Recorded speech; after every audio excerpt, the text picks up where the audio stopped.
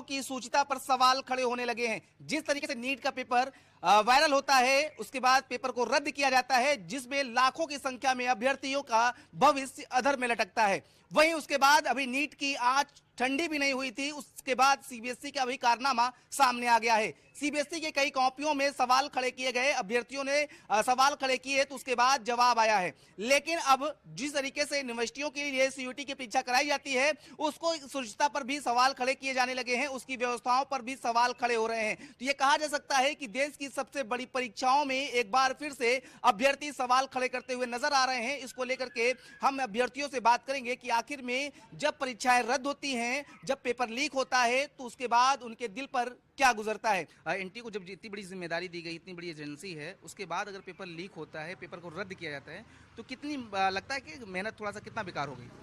देखिए, पहली चीज़ दो तीन शर्तें ये हैं कि एनटीए इतनी बड़ी परीक्षा करा रही है तो पारदर्शिता होनी चाहिए, पहली शर्त। दूसरी शर्त ये पारदर्शिता पूर्ण होनी चाहिए। जैसे किसी ने कहा है कि वादा किया गया था उजालों का क्या हुआ, जन्नत के उन हसीन हवालों का क्या हुआ, साहों के सैर के लिए रास्ते तो आ गए लेकिन हमारे पाँव के छालों का क्या हुआ। तो पाँव लग रहा है कि जो पाँव के छाले हैं जिसके माध्यम से बता रहे हैं, तो लग रहा है ये दर्द के साथ लोग खड़े हैं आपके। नहीं, देखिए, दो तीन शर्तें ये हैं कि जो सिस्टम हमेशा छेड़छाड़ करता है। पहली चीज़ ये है पेपर लीक। हमारे यहाँ सारे पेपर लीक होते, कोई ऐसा पेपर नहीं है जो लीक नहीं होता हो।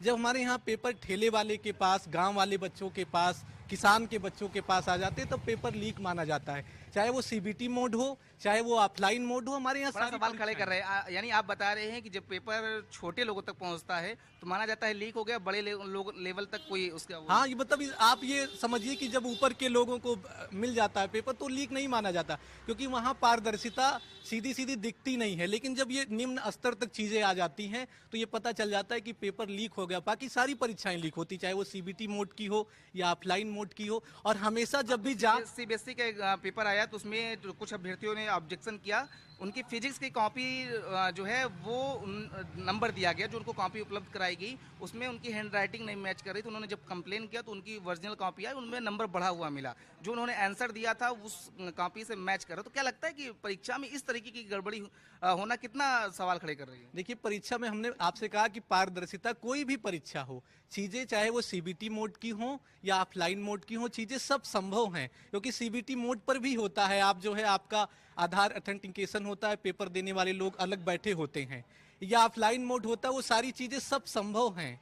और संभव हर चीज़ है, मतलब कोई ऐसी चीज़ नहीं है जो संभव ना हो। तमाम जो प्रतियोगी परीक्षा, उस देश की सबसे बड़ी परीक्षा, अब इनसे बड़ी परीक्षा क्या कहा जा सकता है जिसमें लाखों की संख्या में लोग पूरे देश से इसमें हिस्सा लेते हों, उसके बाद रद्द किया जाए, फिर सीबीएसई का पेपर आए, उसका भी हाल यही रहा, सीयूटी के पेपर जो विश्वविद्यालयों में प्रवेश की प्रक्रिया का सबसे बड़ी परीक्षा मानी जाती है, उसमें भी यही हाल है। तो क्या लगता है सोचिता को लेकर किस तरीके से सवाल है। अभी क्या बताएं कि अब ये लोग पेपर नहीं करा पा रहे हैं एक ढंग का, तो देश में क्या होगा। जो जो इस देश की शक्ति है युवा, वो भी सुरक्षित नहीं है, तो ये देश कैसे आगे बढ़ेगा।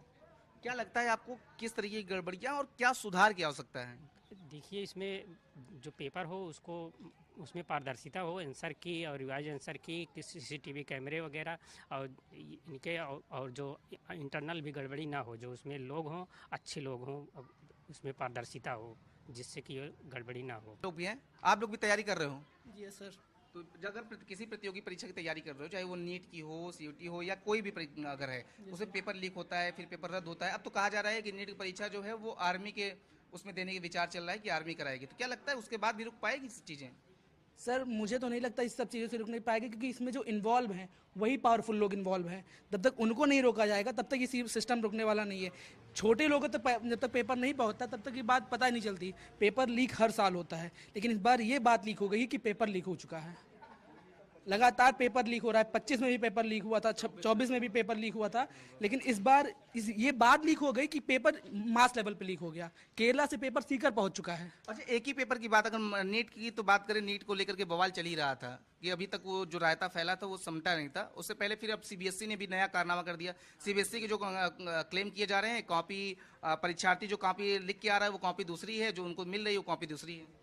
एक करप्ट एजुकेशन सिस्टम है सर, पूरा एजुकेशन सिस्टम, कोई मतलब फेयरली चेकिंग ही नहीं हो रहा है। मतलब ये चीज़ गलत हो रही है। ये बच्चों के साथ बच्चे ही आने वाला फ्यूचर डिसाइड करेंगे भारत का कैसा फ्यूचर होने वाला है। ये समझ लीजिए कि आप बच्चों के एग्जाम के साथ आप ऐसा करके आने वाले देश के फ्यूचर को बर्बाद करने में लग चुके हैं। पेपर लीक हो जाए, फिर पेपर रद्द हो जाए, और एक पेपर की बात नहीं, ये जितने भी पेपर हैं उसमें स्थिति यही है, तो कितना इससे आप लोगों की तैयारी फर्क पड़ता है? सर ये अभी यूपी पुलिस की एग्ज़ाम हुई थी, ठीक है, 60,000 भर्ती। इससे पहले जो यूपी कांस्टेबल का एग्ज़ाम हुआ था वो भी लीक हुआ, ठीक है। अब इस साल लेखपाल का एग्ज़ाम लीक हुआ। अब हम देख रहे हैं कि जीडी का भी एग्ज़ाम में धांधलेबाजी चल रही है, वहाँ पर जाके सेंटर पे जाके बच्चों ने हंगामा किया, ठीक है। अभी दिल्ली पुलिस का रिजल्ट नहीं आया, दिल्ली पुलिस के पेपर में भी धांधलेबाजी चल रही है। अभी उसमें क्लियर नहीं हुआ क्या प्रोसेस है, क्या अपडेट दिया है गवर्नमेंट ने, कुछ भी नहीं है। एसएससी के चेयरमैन आते हैं और कुछ खामियां बता देते हैं। अभी जीडी के एग्ज़ाम में खामियां बता दी, लेकिन उनका कुछ भी नहीं हुआ, ठीक है। और अभी कुछ बच्चे एग्ज़ाम देकर आए, लेकिन कुछ का री एग्ज़ाम का अपडेट दोबारा आ गया 2 दिन बाद। अब कोई बच्चा एग्ज़ाम देकर आ रहा है, उसका 2 दिन बाद दोबारा अपडेट आ जाए कि आपका री एग्ज़ाम है, तो बच्चे के पास कैसा फ़र्क पड़ेगा, नेक्स्ट तैयारी नहीं कर पाएगा वो, ठीक है। यही कहना है मेरा। तमाम और लोग भी इनसे, क्या भाई साहब पेपर दिया था? जी सर, मैंने पेपर दिया था और फिर घर चला गया था, लगा था पेपर दोबारा नहीं होगा, और फिर जिसके पास रूम भी छोड़ दिया था, यहाँ आए तो रूम ही नहीं मिल रहा था, कुछ घटनाएं हो रही थी, कितना रूम मिला, मैं भी बंद था और खाना भी नहीं मिल रहा था। ये तो लग रहा है जैसे कि नीट की जब परीक्षा रद्द हुई तो ये माना जा रहा था कि शायद नीट तक सबक सरकार लेगी, प्रशासन लेगी, और जिन जिम्मेदार लोग हैं वो लेंगे। उसके बाद अन्य परीक्षाओं में इस तरह की तस्वीरें नहीं आएंगी, लेकिन अब सीबीएसई का भी कारनामा वही हो रहा है, सीयूटी की भी वही कारनामा हो रहा है। तो क्या लगता है कि देश में परीक्षा केवल एक खाना पूर्ति हो चुकी है और कार्रवाई के नाम पर सारी चीज़ों में बस पर्दा डाल दिया जा रहा है? जी जी, हर साल ऐसे हो रहा है। 2024 में पेपर लीक हुआ था, लेकिन उसमें पेपर कैंसिल नहीं किया गया था, कुछ ही जगहों पे पेपर कैंसिल किया गया था। ये हर साल होता है। पहले तो मानने को तैयार नहीं थे, पहले तो मानने को ही तैयार नहीं थे कि पेपर लीक हुआ है, और बड़े पैमाने पर उस समय भी अब जब इस तरीके की धान इस बार देखने को मिल रही है, तो माना जा सकता है 2024 में बड़े पैमाने पर स्थिति यही रही होगी। और वहाँ पर पुलिस के पास भी वो था, सबूत था कि पेपर लीक हुआ, तब भी पेपर लीक नहीं हुआ बोल रहे थे।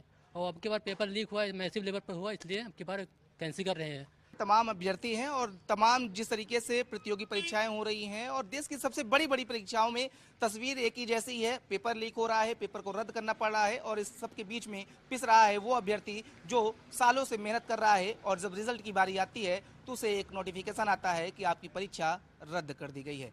अब सवाल ये खड़े हो रहे हैं कि क्या जो कार्रवाई की जा रही है इसके बाद से इस पर विराम लगेगा, या इसी तरीके से वर्षों वर्ष कार्रवाई चलती रहेगी और इसमें अभ्यर्थी ठगा महसूस करता रहेगा।